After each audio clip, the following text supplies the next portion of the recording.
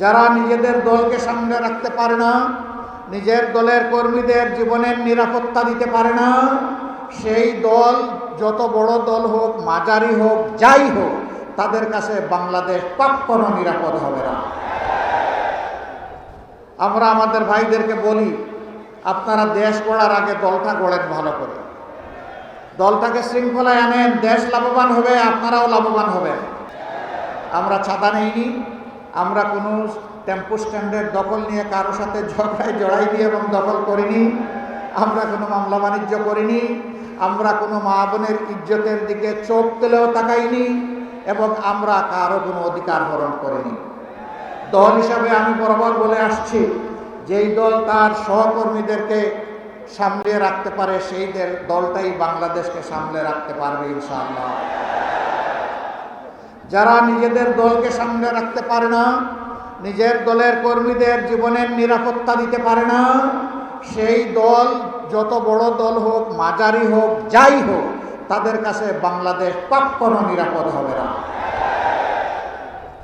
আমরা আমাদের ভাইদেরকে বলি, আপনারা দেশ গড়ার আগে দলটা গড়েন ভালো করে, দলটাকে শৃঙ্খলায় আনেন, দেশ লাভবান হবে, আপনারাও লাভবান হবেন। এই ক্ষেত্রে আমাদের কোনো সহযোগিতা লাগলে তাও করুন, তারপরেও আল্লাহর রাস্তায় শৃঙ্খলার দিকে আসেন, মানুষকে সম্মান করুন, ভালোবাসুন।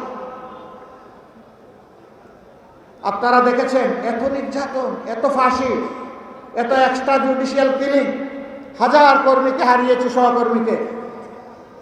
যখন শহীদ পরিবারগুলোর কাছে যাই, মা বোন, এতিম সন্তান, তাদের চোখে তরল পদার্থ দেখি।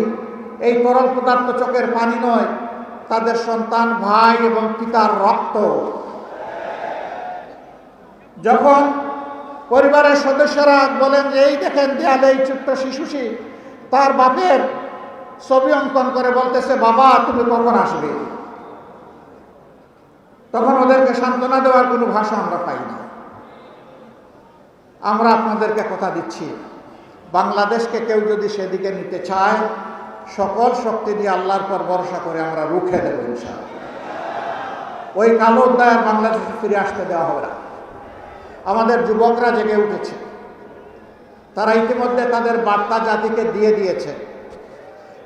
যুবকরা স্পষ্ট বলেছে, আমরা সত্যের পক্ষে, ন্যায়ের পক্ষে, আমরা নতুন বাংলাদেশের পক্ষে, আমরা বিভক্তি নয় ঐক্যের পক্ষে। এটা 5টা বিশ্ববিদ্যালয়ের সচেতন ছাত্রছাত্রীরা জাতিকে এটা জানিয়ে দিয়েছে। আর যত বিশ্ববিদ্যালয়ে নির্বাচন হতো টেকে দেওয়া হয়েছে।